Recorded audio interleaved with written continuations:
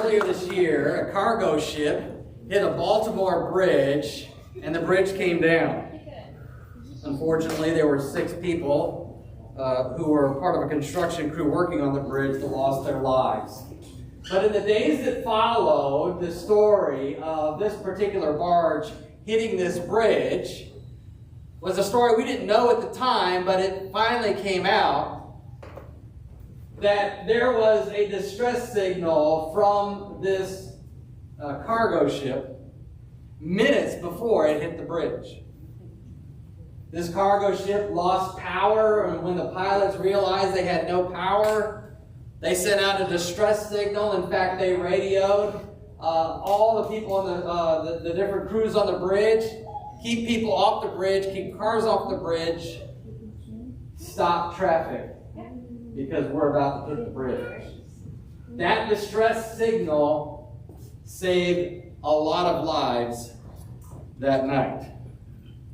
Today we continue our Bible binge in the book of Isaiah, and our story today involves a distress signal.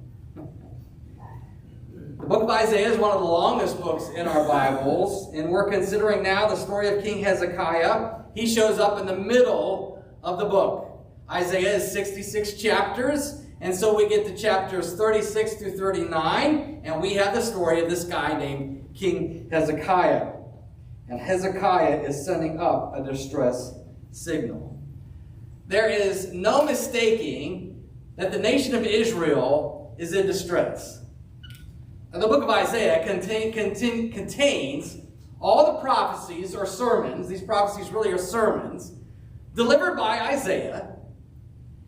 And God's people have been in unbelief and disobedience for decades, in fact centuries.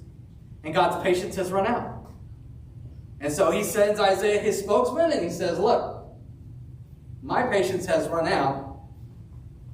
It's over. And so this time around, God is sending a military from Assyria, which is to the north of Israel.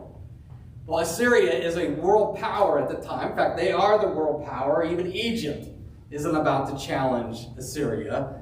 And Babylon isn't quite ready to take Assyria on. So Assyria is the world power. Assyria then comes, and throughout the book of Isaiah, we see that Assyria does descend on Israel. There are 10 northern tribes in the northern part of Israel, and Assyria just destroys them. They carry off all the people in Samaria, and those 10 tribes are done. Now, as we approach Isaiah 36, Sennacherib, who is the king, he's also the military leader. He has his army. They have swept through the north, and they are now in Jerusalem's backyard. They are just a few miles north of Jerusalem. And there's more of this story, by the way, in the books of Kings and Chronicles. You can find all sorts of other interesting things about what's going on here. But Hezekiah is in the middle of it all. He's the king in Jerusalem. He knows Assyria's there. He knows Sennacherib's there, knocking on the door. Sennacherib and his army are ready to kick the door down, kick the gates down, and come into Jerusalem and destroy it. Hezekiah is fearing for the life of his nation, and he should be. He has been listening to Isaiah, and Isaiah has been talking about what is coming. But the king, Sennacherib, has been threatening to do to Jerusalem what he's done to all the other nations.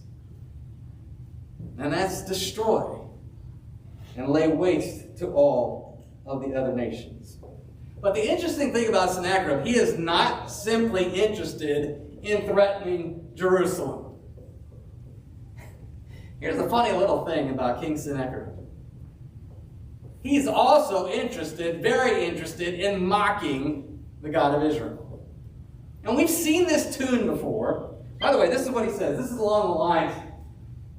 Sennacherib sends a delegation to Jerusalem, the king Hezekiah, and he says, look, don't listen to Hezekiah when he tells you that God is going to save you. After all the other gods of all the other nations didn't save them. Your God, Hezekiah, is a nobody. He's talking to Jerusalem. He's talking to the delegation. He's talking to anybody that's going to listen. Look, don't listen to Hezekiah. Your God is not going to save you. The other gods for the other nations haven't saved them. Your God is a nobody. Now, what's fascinating about this particular statement, when he starts in on this, your God's a nobody, and starts mocking God, we've seen this before. Goliath did this to David. By the way, how did it end for Goliath? Right. You start to anticipate. You hear Sennacherib saying this stuff to Isaiah and to Hezekiah, and you begin to sense, things are not going to end well for Sennacherib. So Assyria, though, is threatening. So Hezekiah hears this. It is part of the threat.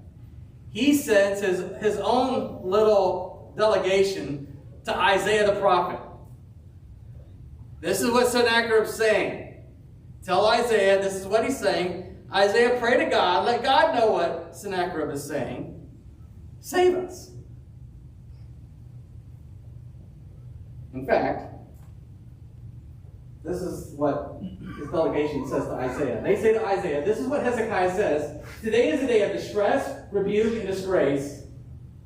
It's as if children have come to the point of birth and there is no strength to deliver them. That's dire. Absolutely dire. When you've got a world power sitting on your back door ready to kick the gates in, and they are making these threats, you know their threats are not idle. And so Hezekiah is desperate, and he says, look, today's a day of distress, rebuke, and disgrace. And he reminds God, by the way, that Sennacherib isn't all wrong. He really has done this to the other nations. He has.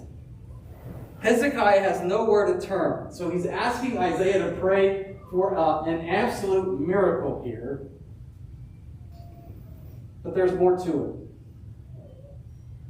You see, when he asked Isaiah to pray to God to save them, he basically says, this is what Sennacherib is saying about you. Have you ever done that? You ever done that to motivate somebody? Hey, have you heard how so-and-so is talking about you? Right? All right, so he's doing this to God. He wants Isaiah to talk to God this way. Are you listening to all this? Are you hearing all this? Are you hearing that you're being mocked? We do this in our own relationships at times. Have you heard? Do you understand how people are talking about you? And the idea is to try to motivate somebody to get somebody to do something. And this is what Hezekiah is saying to God. It's his distress signal. Sennacherib is mocking you.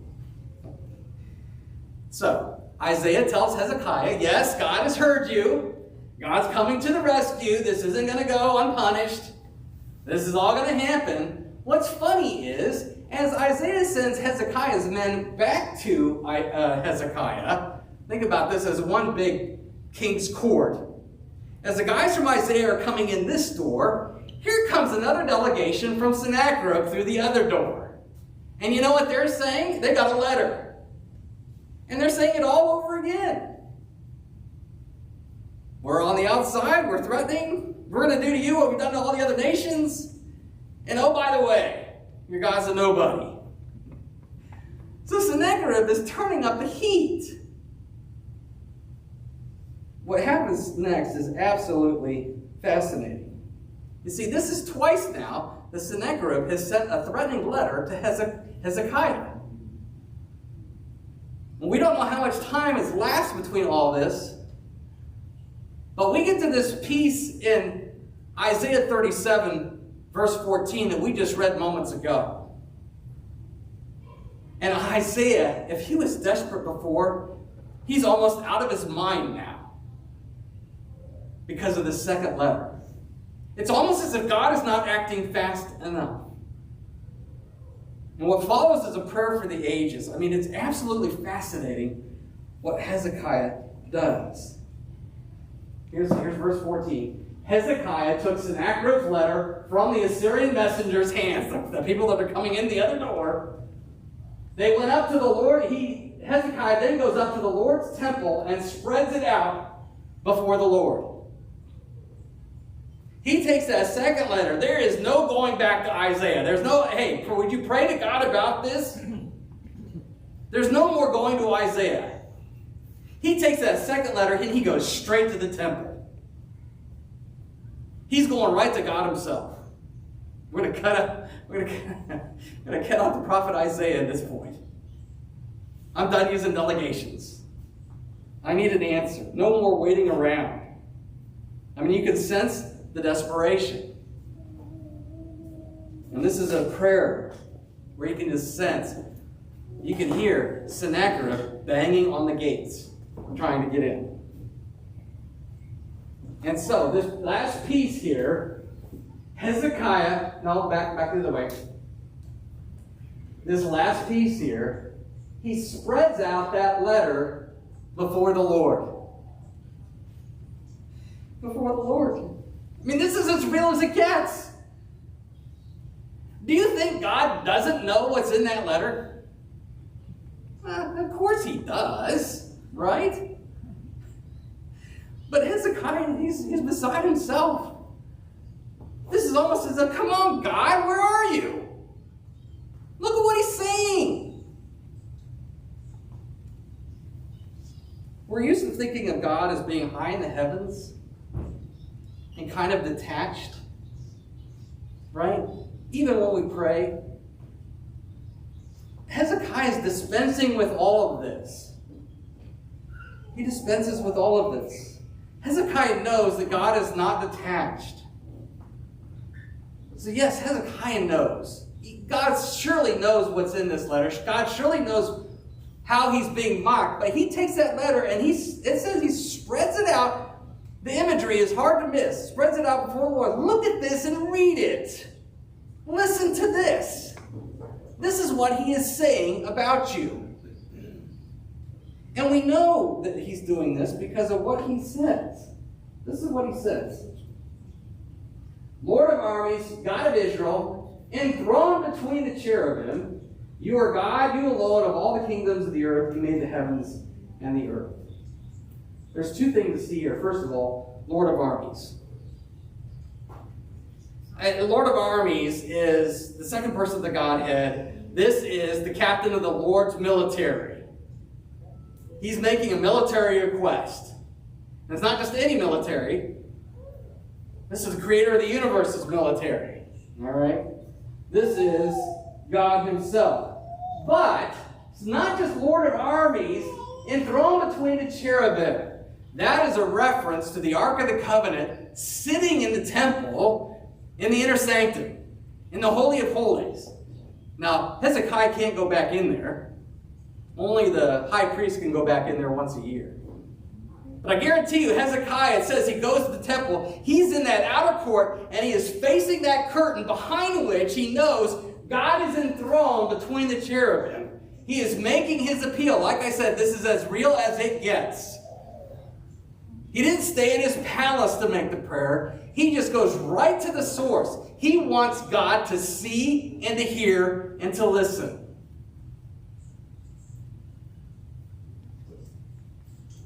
And he reminds God, acknowledges God as king. You alone are God of all the kingdoms of the earth. So there are three kings in this whole story. There's King Sennacherib, there's King Hezekiah, and then there's the big one, the Lord of armies. And he's saying, he's pointing out, look, you're greater than Sennacherib, you're greater than me. You're king of it all. And then this is what he says in his appeal. Again, listen to what he says. Listen closely, Lord, and hear. Open your eyes and see. Hear all the words that Sennacherib has sent to mock the living God. Listen and hear. Open your eyes and see. Again, does this mean that God hasn't seen any of this? That he's not listening? No. This is a desperate prayer from a desperate king wanting God to come to his rescue. And so he's talking to God, he's talking to this Lord of armies as if it's a one-on-one conversation. As if God is not detached. You know why? Because God isn't. Listen and see. And it's not just listen. He's not even saying listen to me. Listen to my appeals. Would you listen to me for a second? No. He's saying, hear all the words that Sennacherib is saying. Listen to this. Remember, he's got that letter in his hand. He is standing in front of the Holy of Holies. He sees the curtain, and he's got this letter, and he's like, look, listen, hear these words. This is what Sennacherib is saying about you. Save us. Let all the other nations know that you are the one true God. In fact, that's at the end. Save us from Sennacherib's power, so that all the kingdoms of the earth may know that you, Lord, are God, you alone. Save us, save us. He's still holding that letter. This is what he has wanted all along. All the listen, all the see, that's just setting up this one. Save us. You're the king. You're the king over the kingdoms that have fallen. You're the king of the kingdoms that haven't fallen. You're everything. But Hezekiah knows, as he's making this appeal with this letter in his hand, that God is a God of relationship. Yes, he has him thrown behind the curtain, and we can't approach him. But he knows real well that God is listening and seeing, and is listening to him and hearing him in this moment. Because Hezekiah is in his presence at that point. God is a God of relationship. Hezekiah is simply responding to God the way God wants us to come to him, the way he wanted Hezekiah to come to him. God is a God of relationship. He wants to hear us this way. He wants to hear what's in our hearts this way. This is the kind of confidence and faith that God desires and gives us. So what does God do? The next line, or the next verse, is one of the more amazing verses that I've seen in the Old Testament. Then Isaiah, son of Amoz, sent a message back to Hezekiah. It seems like he also knew about this prayer that's being prayed in the temple. The Lord, the God of Israel, says, because you prayed to me about King Sennacherib of Assyria, he will not enter this city. I am going to rescue Jerusalem. You see what God says here? I'm going to rescue you. Yeah, we get that. He's not going to enter the city. Remember how I said things went bad for Goliath? Things are going to go bad for Sennacherib. What's the reason? Why is God doing this? Because you prayed. Because you prayed. I mean, I read this even in this past week, and I was absolutely, again, just taken aback at the plainness and bluntness of Isaiah's message to Hezekiah. Because you prayed. I don't know if you've been in some of these, the Christian bookstores, and they got the plaques, and they got the fancy posters that say prayer changes things. Well, I grew up in an evangelical context, trying to remind us all that God is sovereign, that God controls all things, and that includes even what we pray for. I was taught from knee-high to whatever, prayer doesn't change things, prayer changes you. We have a verse right here, and there's more verses than this, by the way, that suggest prayer changes things. Because you prayed. The verse flat out says, because you prayed. This is what I'm going to do. because you prayed. Now, does that mean that God always gives us everything? No. Again, we've got to keep everything in context here. We're going to come back to this in a second. But make no mistake, however God in his sovereignty is controlling all things, he has somehow in his own way worked it out that our prayers are part of the whole story. And that they change things. And I don't have to explain how that all works. And I know a lot of people want to try to figure that all out too. Well, if God controls all this, and you got this going on, and God's decreed this, and this, and this, and this, then, no, what? You know what? God controls things, God's decreed things, but we also have verses saying prayer changes things. They're both true at the same time. I don't have to explain it. Right here, in the middle of this whole story, because you prayed to me about King Sennacherib, he's not going to enter the city. I am going to rescue you. In fact, here's what happens. Here's what happens.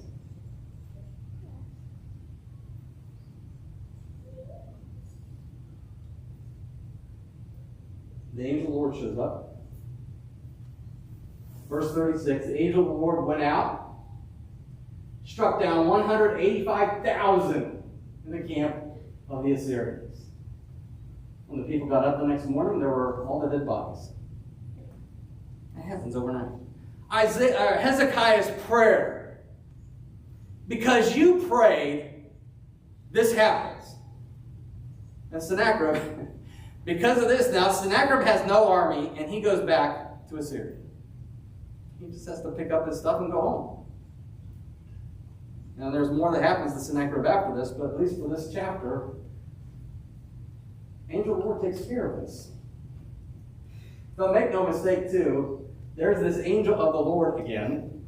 This, again, is the second person of God. I've got the Lord of armies being prayed to. Lord of armies, do this. Angel of the Lord shows up. This is the Lord of armies showing up to take care of it himself. Once again, God intervening in time and space, saving his people himself. Doing it himself. Remember how I said Hezekiah is there in the temple and he's looking at the curtain and he's getting real with the Lord of armies? This is real. Once again, we have the angel of the Lord, the second person of the Godhead, who is stepping into history. And when the angel of the Lord steps in and takes care of it himself, you can be sure that there's something else also going on here. The question is, what happens if Jerusalem is wiped out? The northern nation has already been wiped out. If Jerusalem is wiped out, you're also wiping out the Messianic line. The seed of the woman that had been promised. All of a sudden, God's promises aren't true if Jerusalem gets wiped out. The Lord of armies and the angel of the Lord constantly stepping in to protect and preserve and to bring salvation for the Messianic line that at some point is going to end up in a manger in Bethlehem. But this is God working on behalf of his people again.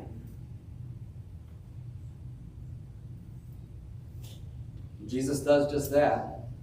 He shows up in Bethlehem, and then he deals with sin, death, and the devil at the cross. But that also doesn't mean that the devil's going to go away quietly. So in the New Testament, the very first recorded prayer of the early church is Hezekiah's prayer. We read it, the book of Acts.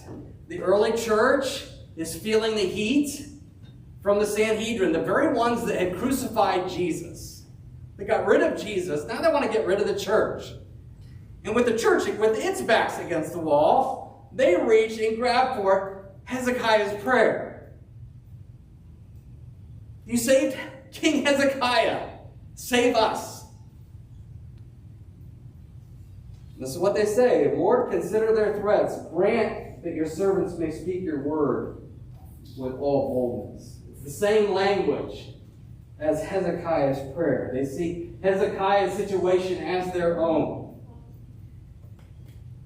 Only they're not praying to have the enemy wiped out per se. They're asking for boldness to proclaim the story of Jesus, to talk about Jesus. You see, they understand that they are also in the same storyline of salvation. They need the same boldness that Hezekiah had. The one who saved Hezekiah and Jerusalem from destruction, they want to save them so that they can proclaim the gospel. What the early church sees in the story of Hezekiah is what we need to see. You see, this is a story of our salvation. These threats against Hezekiah and Jerusalem. This is sin, death, and the devil. Anything that could threaten your soul.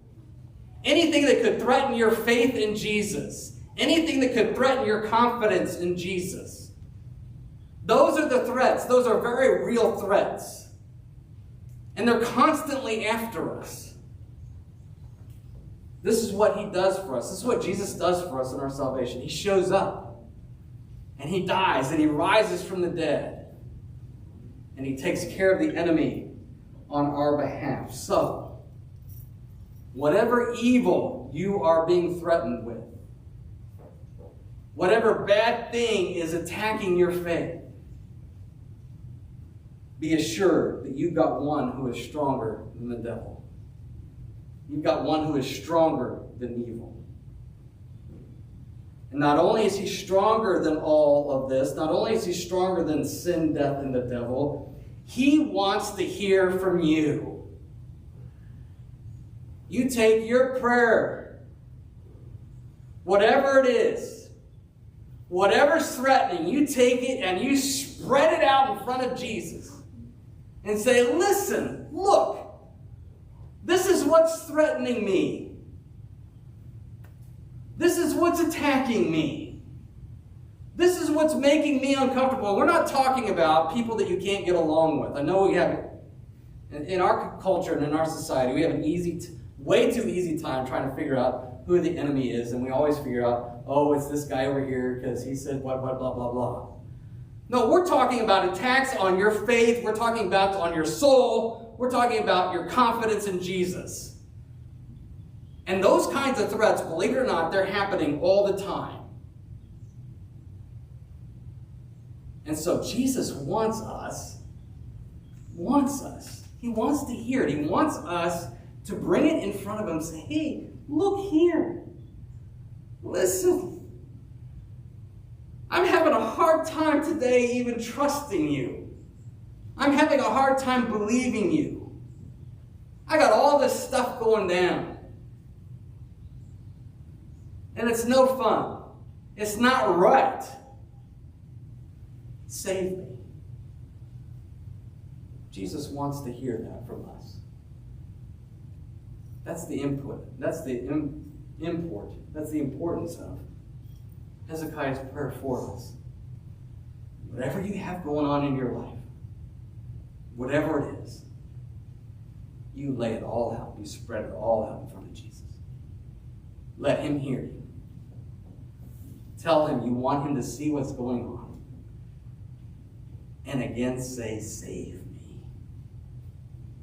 That's who Jesus is for us in Hezekiah's prayer. Let's pray.